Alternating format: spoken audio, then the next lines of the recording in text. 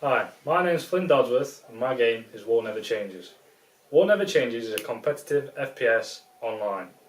This game is different from other FPSs because instead of having an elo system or a ranking system such as CSGO, you get your rank off of your world rank.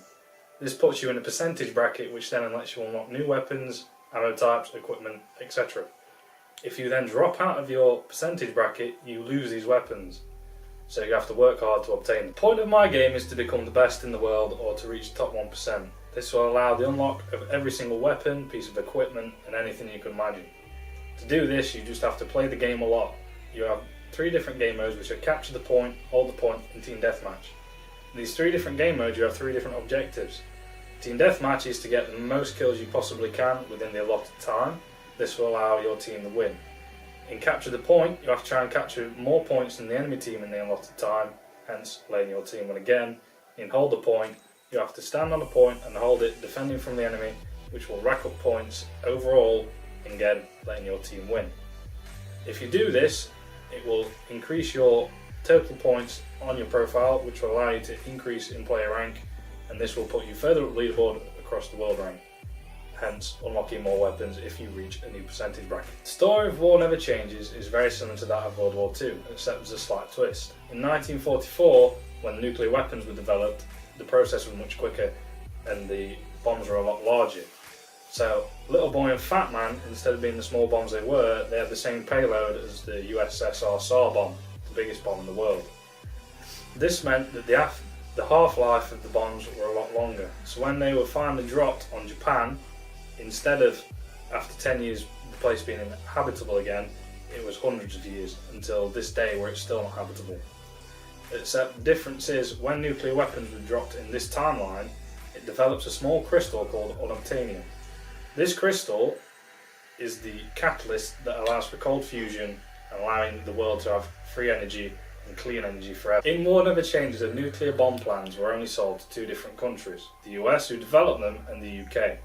No other country has access, so not Russia, not North Korea, not even any Eastern European countries, it is just these 2 countries.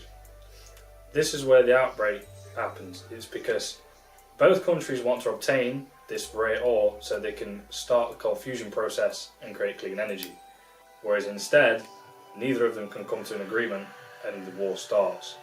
The 2 battlefields that it takes place across are Hiroshima and Nagasaki in the aftermath of the World War. This allows for big open areas of fighting as well as small close combat areas in buildings and places like that.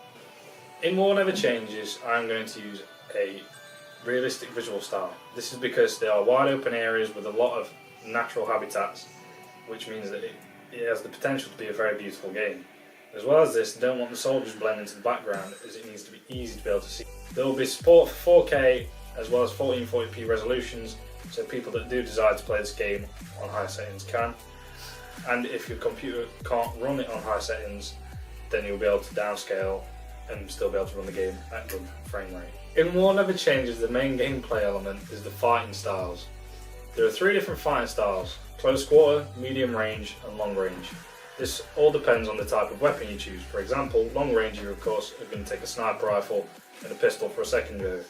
Mid-range you might take an assault rifle and a shotgun for your secondary. Close range you can take something like a shotgun with a widespread ammo type for your main and then maybe a pistol for your secondary. These 3 aspects depend on how the game plays out.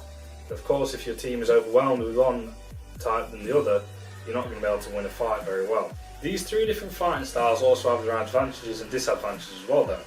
For example, a long-range sniper is going to take incredible accuracy, but will be able to one-shot people. A medium-range fighter will not be able to one-shot people, but will be able to spray down multiple enemies. And a close range, of course, will be able to get the one-shots with little accuracy required, but it takes quite a while to cock the gun back to kill the second.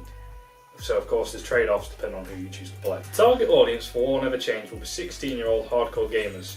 This is because this game will take a lot of time and effort and practice to master. The aiming will be difficult, the moving will be difficult, but it will be very rewarding once you master the process. War Never Changes will be developed on the Creation Engine. This engine is renowned for its high fidelity graphics and its very good gunplay, as can be seen in Fallout 4. This will be very unique for a competitive game because There is no game that has a similar movement or gunplay aspect to this while retaining the high fidelity graphics.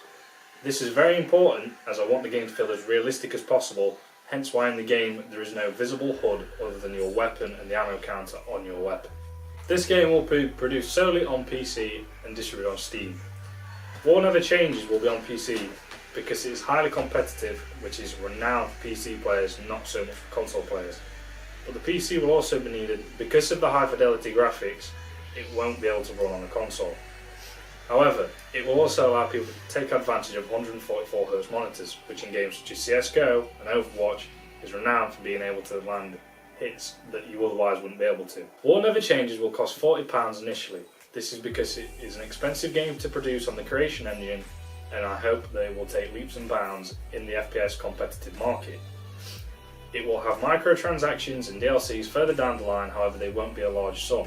This will be solely to keep the servers up and running and to keep the post-development teams paid. This is because any bugs that come out or discovered will need to be fixed, as this game is designed to have a long lifespan. I expect this game to cost a similar amount to produce as Escape from Tarkov. This is because it has a similar visual style and gunplay feel, however it is a competitive FPS rather than an RPG. One risk of developing War Never Changes is that no one has ever tried to develop a game like this before.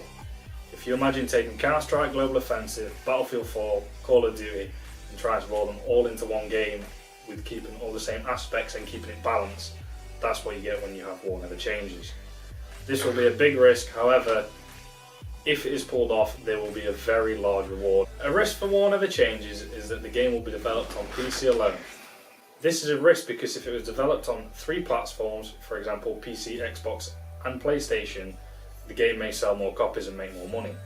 It is also a risk because it costs £40 to buy, which is quite expensive, and some people may not want to buy it. However, because of the style of game, it will be attractive towards non-casual players. This means that people will be more willing to invest money into the game on initial purchase, and this is why the game will do well. Because all competitive gamers have been looking for a game like this, but there isn't one in the market.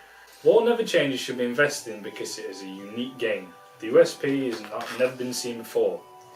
It contains aspects from Battlefield with long-range sniper battles, bullet drop, different ammo types and other such aspects. It contains aspects from Call of Duty such as boots on the ground, fast gameplay and automatic rifles. It then contains things from CSGO such as movement aspects and difficult recoil patterns. You take all these things, you put them into one, you create a very, very competitive game. This is why you should invest in War Never Changes, as it will be the biggest selling FPS and the company will make a lot of money, but they will also be renowned for making leaps and bounds forward in the competitive FPS market. Thank you for listening to my presentation. My name is Flynn Dodsworth and my game is War Never Changes.